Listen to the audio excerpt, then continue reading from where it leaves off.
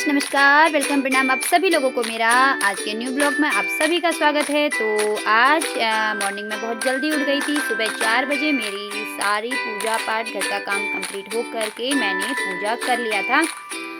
तो आज मेरा मंदिर मुझे बहुत खूबसूरत लग रहा था। आपको कैसा लग रहा था आप मुझे ज़रूर से बताना।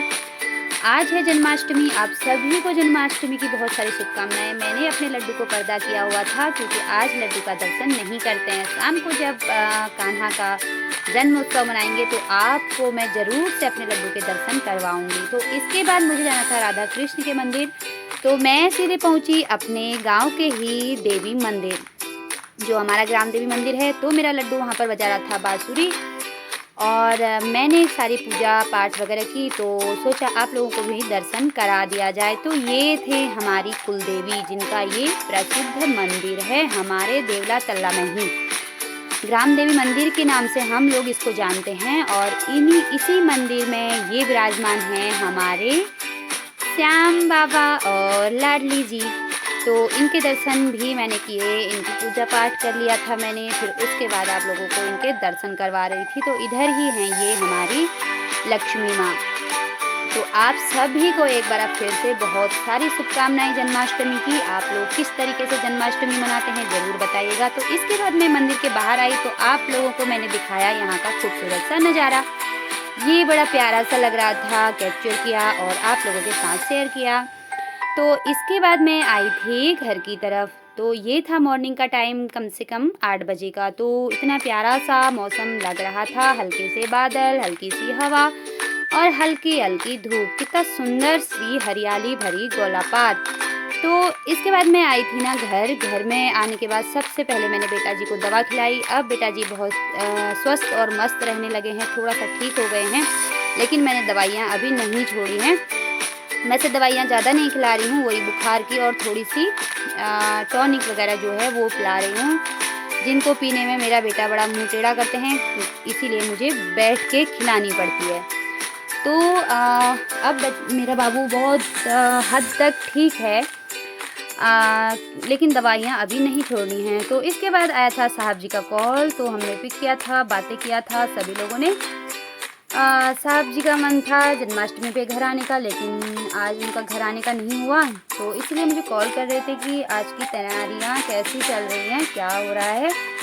तो फिलहाल तो मैंने उन्हें कुछ नहीं बताया, बस बातें की, क्योंकि मुझे बहुत सारा लेट हो रहा था, काम करने के लिए मुझे जाना था खेत की तरफ। ये देखिए इस तरीके से मेरे बच्चे मेरा वेट कर रहे थे, ये मेरे नंदू महाराज, क्योंकि इनको ना मक्खियाँ बहुत ज़्यादा परेशान कर रही थी। घर के काम निपटाते हुए मुझे बहुत देर हो गई थी। ये देखिए इस तरीके से गुस्से से देख लिया, अरे बाबा। इसके बाद इनको मैंने इनकी जगह पे बोट में बांध दिया था, जहाँ इन्होंने ज्वाइन किया अपने साथियों को, और इनका मैंने खोला था फैन। तो अब आप लोग बैठ जाइए, ओके बाय बाय, टाटा, हम चलते हैं।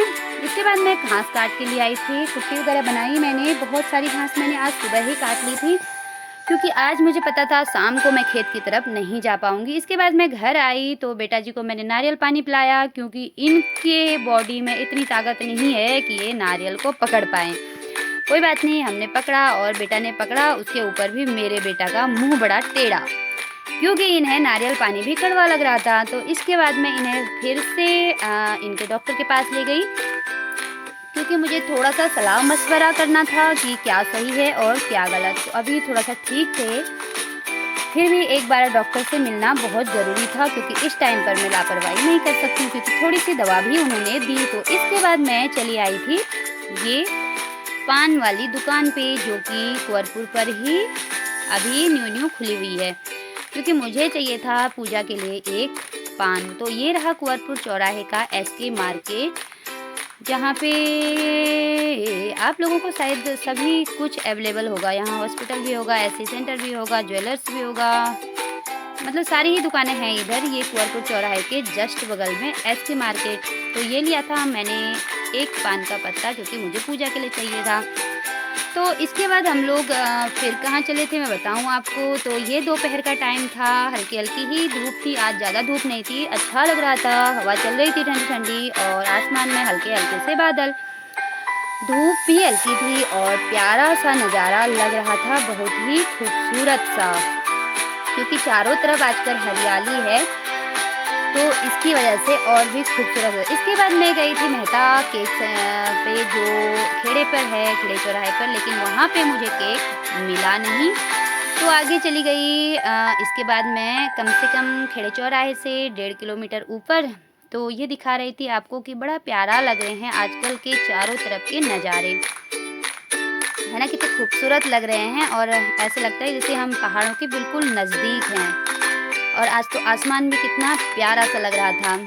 तो मैं पहुंची थी सीधे श्री राम बेकरी, जहां से मैंने लिया था केक हम लोगों ने। और केक कौन सा लिया था हम लोगों ने वो तो आपको बाद में बताऊंगी, लेकिन हमको ऑप्शन दिए गए थे सिर्फ 3। तो कौन सा हमने केक लिया वो मैं आपको दिखाऊंगी रात में। तो ये सारी चॉकलेटें खा जाने का मन कर रहा था, लेकिन मेरा था फास्ट। बहुत प्यारी लग रही थी सारी चॉकलेटें। तो इसके बाद हमने थोड़ा सा सामान लेके हम लोग चल दिए थे। तो इसके बाद बेटा गया था मेर फास्ट फूड रेस्टोरेंट में। तो छोटा सा रेस्टोरेंट है खेड़े चौराहे से 500 किलोमीटर की दूरी पर ऊपर की साइड। तो इन्होंने कुछ सामान लिया था, अरे बाबा ये लिया था जिसको हम देख देख के जीभ ललचा रहे थे भाई। तो शाम के 3 बज गए थे। अब मैंने कान्हा के खाने की तैयारी कर ली थी। सबसे पहले मैंने उनके लिए बनाया था मक्खन। तो और खाने की भी तैयारी करते हुए मैंने फिर अपना ये वाला काम कंप्लीट किया, क्योंकि मुझे थोड़ा सा डेकोरेट करना था बलून से। तो मैंने बेटा लोगों को भी काम पे लगा दिया और ये कर रहे थे भाई मज़े, क्योंकि ये हैं बीमार। लेकिन हम लोग काम कर रहे थे और सारे बलून हम लोगों ने फुलाए। उसके बाद हम लोगों ने वैसे हम इंजॉय भी काफ़ी कर रहे थे, क्योंकि हमने लगाया हुआ था छोटू सा अपना स्पीकर पे हमने कान्हा के भजन लगाए हुए थे और मैं बड़ा इंजॉय कर रही थी और बैठे बैठे डांस भी। तो इसके बाद हमने सारा डेकोरेट किया, थोड़ा सा ही डेकोरेट किया था, लेकिन ये बलून ना सारे बार बार गिर जा रहे थे, क्योंकि ये बड़े हो गए थे बहुत ज़्यादा, तो ये चिपक नहीं रहे थे। कोशिश किया था लेकिन नाकामयाब रहे, लेकिन थोड़ी देर तो चिपक रहे थे, लेकिन उसके बाद ही गिर जा रहे थे। उसकी वजह ये थी कि इन पे लोड ज़्यादा हो रहा था। तो सारा हम लोगों ने डेकोरेट किया था, बस मम्मी और बेटाओं ने। तो इसके बाद हमारे घर आए थे अंशुपुरी जी, जिनको हम चिढ़ाते हुए बना रहे थे वीडियो। तो इसके बाद हम मौज मस्ती करते हुए सारा काम ख़त्म करके मैंने रात का खाना भी बना लिया था। रात के खाने में क्या क्या है वो आपको अभी मैं पता चलेगा आगे वीडियो में, आप वीडियो में बने रहिएगा। तो ये देखिए मेरे लड्डू के लिए आज की थाली इस तरीके से सजी हुई थी, लेकिन अभी जन्मोत्सव का टाइम हुआ नहीं था, तो मेरे लड्डू अभी भी पर्दे में थे। तो इस तरीके से लग रहा था मेरा आज मंदिर, जो मुझे बड़ा प्यारा लग रहा था। तो इसके ये अभी टाइम हो गया था 9:30 बज गया था। मेरा सारा काम ख़त्म करते हुए 9:30 के आसपास हो गया था। तो इसके बाद है ना मेरे भक्तों की छोटी सी टोली मेरे घर आ गई थी, क्योंकि हम लोगों ने रात में थोड़ी देर भजन, थोड़ी देर नहीं 10 बजे से हम लोग बैठे हुए थे और हमने 12 बजे तक का कंटिन्यू भजन किए थे। थैंक यू मेरे मोहल्ले की और सारी फ्रेंड्स को मैं थैंक यू बोलूँगी। सारी दीदियाँ बुढ़ियाँ मेरी बहुत अच्छी हैं, मेरे कहने पर मेरे घर आए। हम शायद भले ही हम कुछ लोग थे, 4, 5, 7 लोग थे, लेकिन बहुत अच्छे तरीके से हमने जागरण किया था। 12 बजे तक का हम जागे थे। इन लोगों ने मेरा साथ दिया था। बहुत सारा थैंक यू अपने मम्मी पापा को, बहुत सारा थैंक यू अपने पड़ोसियों को। तो भजन कीर्तन के बाद हमारा भजन कीर्तन का सिलसिला हमारा चला था 12 बजे तक का, और दीदी को नींद भी आने लग गई थी। कुछ टाइम बचा है जन्मोत्सव में, तो इसके बाद हम लोगों ने जन्मोत्सव भी खूब सारा एंजॉय किया था। बहुत मज़ा आया था, बहुत अच्छी लगी थी ये रात। तो ये देखिए हो गया था उनका जन्म। लड्डू सबसे पहले मैंने उन्हें जल से नहलाया, फिर उसके बाद चरणामृत से नहलाया और उनको नहला धुला के नाई धोई करके हर हर गंगे करके झटपट से अपने टावल में ले लिया। उन्हें पोछी करके फिर उनका श्रृंगार किया। और मेरे लड्डू कैसे लग रहे थे आप लोग कमेंट करके मुझे ज़रूर बताना, क्योंकि मुझे तो मेरे लड्डू बड़े प्यारे लग रहे थे। अब ये देखिए, ये ऐसे नहीं लग रहा है कि हम वीडियो बना रहे हैं तो लड्डू हमारे कैमरा को देखे हुए हैं। मुझे तो लग रहा है, आप लोगों को लग रहा है तो ज़रूर से बताना।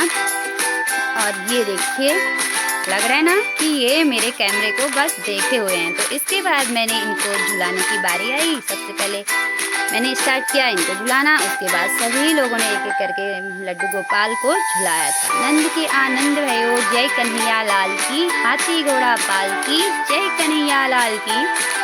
तो इसके बाद आरती का टाइम हुआ और हम लोगों ने आरती की। सभी लोगों ने हमने आरती की। मतलब कुल मिला के ना ये रात बहुत बहुत बहुत ज़्यादा खूबसूरत थी, बहुत यादगार थी।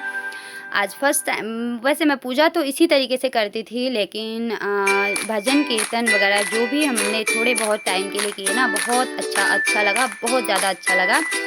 एक बार फिर से सभी लोगों को दिल से थैंक यू। हरे कृष्णा। तो सभी लोगों ने एक एक करके आरती की और मेरे लड्डू को बस देखते ही जा रहे थे, सब लोग निहारे ही जा रहे थे। वो जो कैमरामैन है वो बेचारा तो बस लड्डू की ही वीडियो बना रहा था, उसने हमारी शक्ल भी नहीं दिखाई। चलिए कोई बात नहीं। इसके बाद मैंने सभी बच्चों को आरती करवाई और इसके बाद सभी लोगों को मैंने आरती दी, लड्डू को आरती दी। सारे जितने भी हम लोग यहाँ पर थे तो सभी लोगों को मैंने आरती दी। तो इसके बाद आया था लड्डू को भोग लगाने का टाइम। तो आज लड्डू को भोग में हमने मेरी ये थाली सजा के रखी थी मैंने पहले से ही। तो क्या क्या था मेरी थाली में वो आप लोग देख लीजिएगा। ये है मेरे लड्डू की छोटी सी थाली, बट बड़ी प्यारी लग रही थी। मुझे तो बड़ी सुंदर सी लग रही थी। आप लोगों को कैसी लग रही थी ज़रूर से बताना। ये देखिए इसमें क्या क्या है वो तो आप लोग देख लीजिएगा। तो इसके बाद हमने बर्थडे मनाया। अभी तक जन्मोत्सव मनाया था, अब हमने मनाया बर्थडे, क्योंकि बच्चे सारे मतलब जितने भी थे 4-5 बच्चे हम वेट कर रहे थे सिर्फ केक का। तो ये देखिए लड्डू का बड्डा और दादा लड्डू केक काट रहे हैं। तो दादा लड्डू ने ही उनको भोग भी लगाया और इसके बाद सभी लोगों ने केक वगैरह खाया। ये देखिए लड्डू को सिर्फ और सिर्फ चॉकलेट खिलाई दादा ने। तो इसके बाद हमारा आया था फ़ोटो शूट करने का टाइम। तो कुछ फ़ोटो हमने पहले खींची हुई थी, कुछ बाद में खींची। तो लड्डू बड़े प्यारे लग रहे थे, ये लड्डू सबसे प्यारी लग रही थी। तो आज का दिन हमारा इस तरीके से बीता। और आप लोगों ने जन्म उत्सव कैसे मनाया, बर्थडे कैसे मनाया, आप लोग ज़रूर बताइएगा। सबसे प्यारा मेरा लड्डू। And good bye.